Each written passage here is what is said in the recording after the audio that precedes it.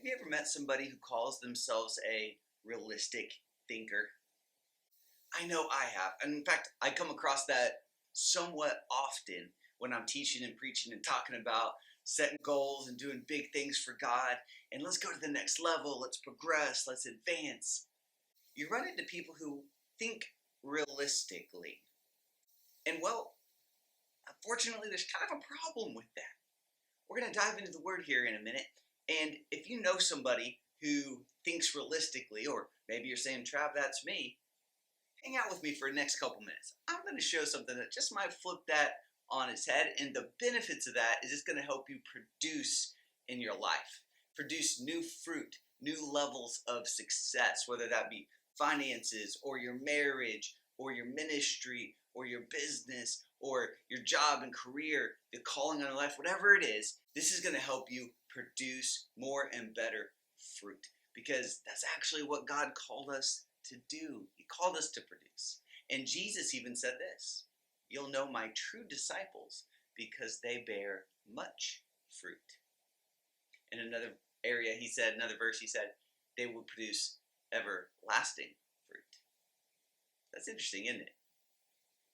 If you're new to the channel, my name is Travis Peters. I'm here to help Christians win.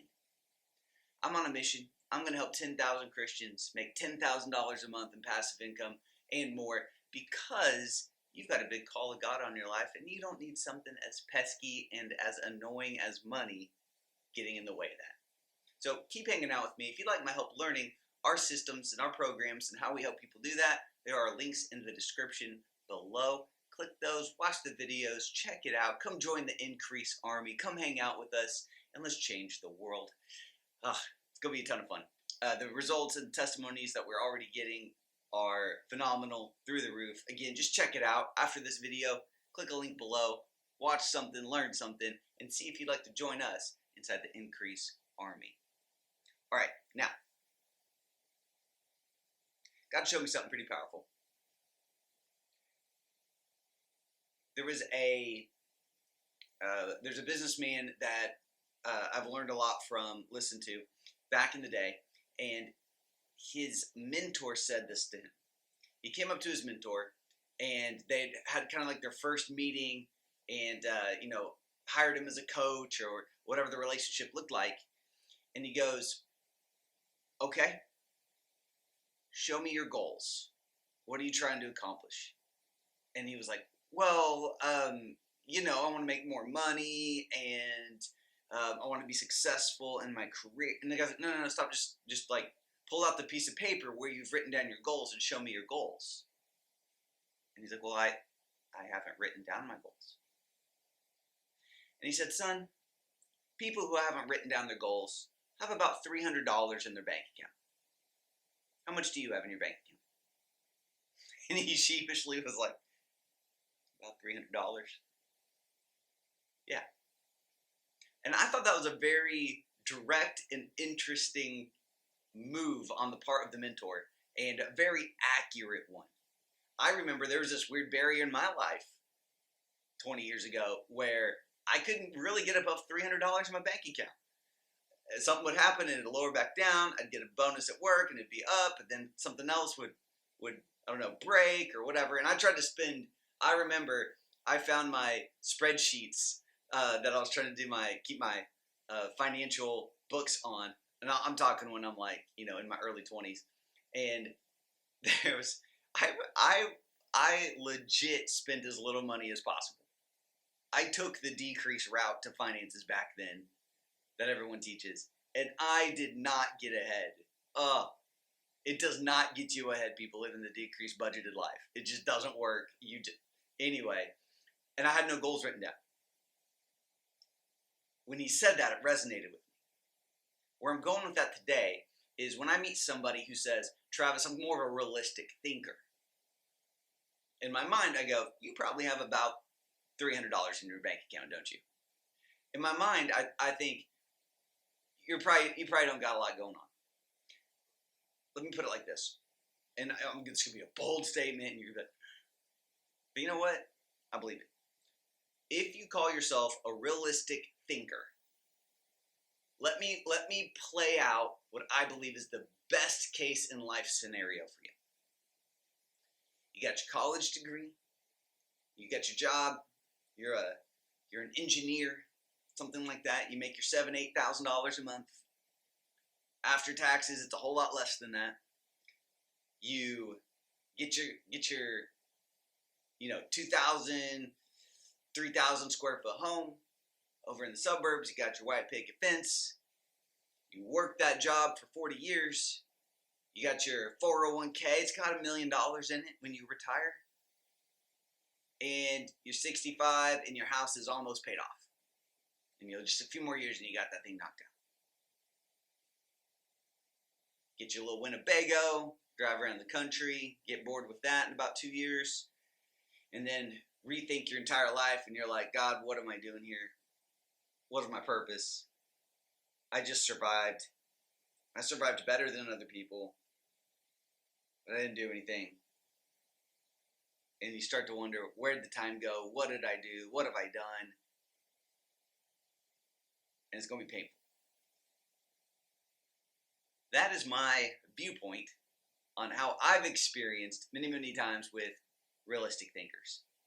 They do pretty good in life. They do average, at best, a half a step above average. But if that doesn't resonate with you at all, and you don't want that lifestyle, if you want the increased life, if you want to go big, believe big, if you believe John 14 where Jesus said you can do the works I did but greater, Ephesians 2:10, man, I got a plan and a path for you. And when you get on that path, it's the good life. If you believe that, if you believe Ephesians 3:20, that God is able to do exceedingly abundantly above all we could dare ask or think or imagine, according to the power that works within you, if you want that life, keep hanging out with me. Make sure you like and subscribe to this channel because I'm going to be bringing that level of faith to you every single day. I guess not every day, but pretty much. I make a lot of these videos. And if you're on my email list, you're always getting content and nuggets and strategies and scriptures and faith stuff. And I'm just bringing it at you from every angle because this is my life. This is what I love to do. Is I love to help people live the increased life and help them create the life they can't wait to wake up for. And that's not a realistic life. That is very unrealistic. If you want to see people healed, if you want to see people and you and your family walk in divine health where you never get sick, one, I can show you how to do it. Two, that's unrealistic. If you want to know how to prosper, thrive, and flourish and live a life of abundance in the middle of what everyone else calls a recession or a lockdown or a pandemic or whatever, the economics, the economy, when the news is saying it's bad, but your personal economics are up, it's unrealistic. Yet, that's how I live. That's how my family lives. That's how the people close to me live. That's how tens of thousands of people that are on my email list live and that are in my coaching programs live. Possible. The unrealistic life. Realistic people have about $3,000 in their bank account. Realistic people work a 9 to 5 their entire life. Doesn't light them up, but they can tolerate it. But here's the worst part about being realistic. Is realistic people, I believe, don't produce much fruit. They produce fruit, but Jesus said, my true disciples produce much fruit. You gotta be unrealistic. See, all realistic means, guys, is that you've put yourself in the natural and you've taken out the super. It's just, from here, if I look at the numbers, realistically, we should be making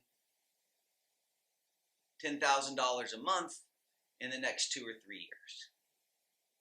You come hang out with me and I'm like, hey, let's get your passive income up to $10,000 a month in like the next 90 days. 90 days? It's not realistic. That's crazy. It's faith. Faith's a little crazy. to the world, to people who do not understand things of the Spirit. But in the supernatural, in the spiritual realm, it's not crazy. Mark 11:24 says you can have whatever you say. Job 22:28 says you decide what you want. You declare it. And God's light will shine upon your ways. Another translation says you choose what you want to do. And God's favor will be on you. Wait, that's different than what I've heard other preachers say. Okay, look the scriptures up for yourself. Don't listen to preachers. Don't listen to me. Look at the scriptures. Read this book. See, I'm trying to get you guys to new levels. Realistic people live a budgeted life. Realistic people cut their expenses and say, you know what? I don't need that, so I'm going to cut it. Unrealistic people say, you know what? I want that. I want the expensive gym membership because it gives me the sauna, the pool, the classes, the hot tub stuff, the cold plunge. It gives me all those things, the daycare, the benefits, the discounts on the equipment or whatever. I want that one. Whoa, you don't need that. Okay. It bleeds into all these areas. It bleeds into a poverty mindset. It bleeds into a lack mindset. It gets your mindset only on what you need, not what you want. And there's so many scriptures that talk about how God will meet and give you what you desire. The needs are already taken care of. Like he already promised to do that in Matthew 6:33, Philippians 4:19. You don't got to pray for your needs to be met. Are you still doing that? Are you still wasting your mental faith, effort, and energy on praying to get your needs met? Oh, you don't have to do that. Jesus already promised it would happen. Just go read Matthew 6. Just go read Philippians 4. You're good. You don't have to ask God for that. Now we can be like, hey, God, your word promises in Psalms that if I delight myself in you, you will give me the desires of my heart. Why delight myself in you and your ways? Here's some desires of my heart.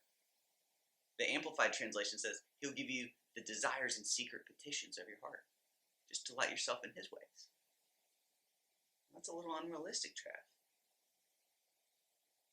Trying to get you to produce much fruit. Listen to this. Listen to Mark 4. You know, they call it the parable of the sower. But really, it's kind of like the parable of the different types of soil. And it compares your heart to different types of soil. But in the Dake Study Bible, it actually points out, this is actually a parable about producing fruit. It's really what it is.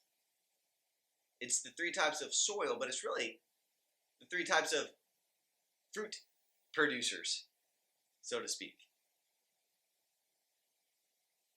Listen to this. This is an Amplified Classic, and it's great because it pulls out the original meanings and definitions of a lot of these words, so you don't have to go look them up. It just puts them out here on the table for you. So, in Mark 4:14, Jesus tells us that the sower, or the farmer, the sower sows the word, or he plants the word. And it talks about the different types of soil that our heart can be. But listen to this. The ones who are sown among the thorns are those who hear the word, and then the cares and anxieties of the world and distractions of the age, and the pleasure and delight and false glamour and deceitfulness of riches, and craving and passionate desires for other things creep in and choke and suffocate the word, and it becomes fruitless. That's what I want you to see. It becomes fruitless. Let me back up and read you one more type of soil. So that's the thorny soil. The stony soil says the sower sows the word. So someone's preaching, or me, I'm preaching and teaching right now.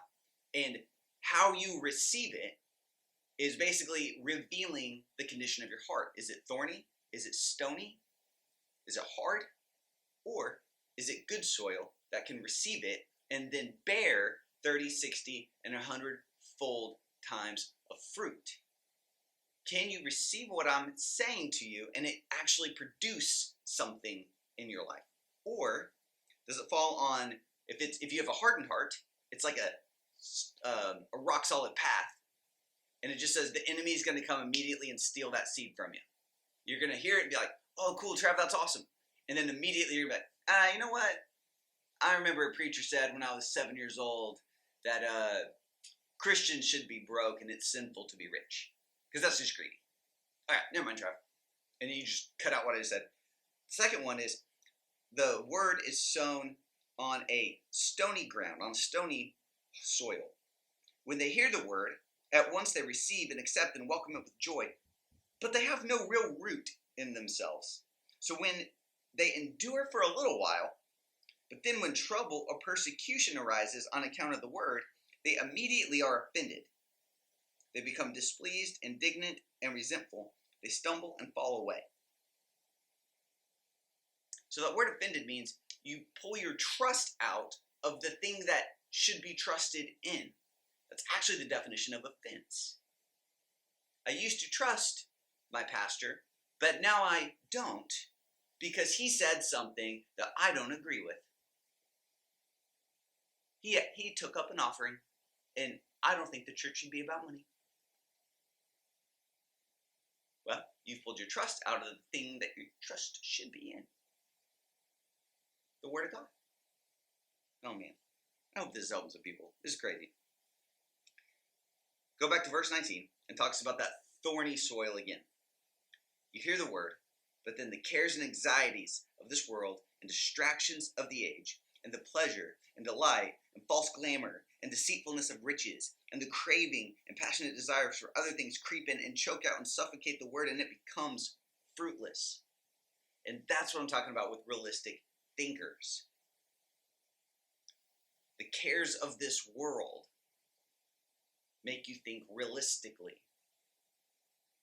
Well, based off the economy, realistically, this is a time when, we probably shouldn't expect to grow, but we could definitely expect to, if we hunker down, let's cut spending. The news is saying a recession is coming, so let's go ahead and cut all expenditures that we don't absolutely need, so we can kind of, let's tread water. Let's survive through this bear market. Let's just get through until the news tells us something else. Guys, this is how we can't do that. We have to bear much fruit. Realistic thinkers don't bear a lot of fruit. They bear fruit. It's not horrible. It's not the worst way to live. But it's also not the best way to live either. I believe if you keep your nose in the good book and you cut out the distractions of this age, like I just said, and you focus here, I honestly think you're going to be unrealistic, but you're going to do big things. It's these outside noises and voices and stories that mess with our thinking. I just did a teaching on what happens when we're double-minded and how that actually happens so often we don't even realize that we're being double-minded in our faith, unstable in all our ways, being blown hither and thither and tossed by the wind. We hear a news story and it thinks this way. We hear a preacher and we think this way, and we're like, oh, okay, good. God, you're awesome. God, you're source. You're my source. You're my supplier. And then you listen to the radio, you listen to NPR on the drive home, you listen to the podcasts on the drive home from work, and they're all telling you of impending doom and how things are going to get worse before they get better. You're just the headline on a YouTube thumbnail that says things are getting worse. The recession is here. They're trying to get clickbait clicks. But what they don't know is they're peddling fear. We see that, we hear that. It is contradictory to what the word says, contrary to what the word says. It is wind blowing you one way, and then you listen to another wind blow you another way. You are unstable, and it's simply because we are listening and seeing stories. That's all it is. You are listening to stories, but the problem is it is causing you to become double-minded. I have faith that God is my supplier, but I got to use wisdom. I'm doing air quotes if you're listening to this on the podcast. I got to use wisdom, and we're going to cut all our expenses. We're going to downsize our house. I'm going to sell my car. We're going to go to be a one-car family. We'll make it work. All because you heard news of impending doom, of the economy and recessions and a bunch of junk that's never going to happen. It doesn't matter anyway for God's kingdom people. Yet it caused you to be double-minded. And the person who's double-minded shall not expect to receive anything from the Lord. That's James 1:5-8. That's what the word says. This isn't hard. It's not complicated. It's all simple. But you have to get your heart clear so that your heart can receive the word and produce. So go on to verse 20. Those who've sown on good, well-adapted soil are the ones who hear the word and receive it and accept it and welcome it and bear fruit. Some 30, 60, as much as even 100 times that which was planted.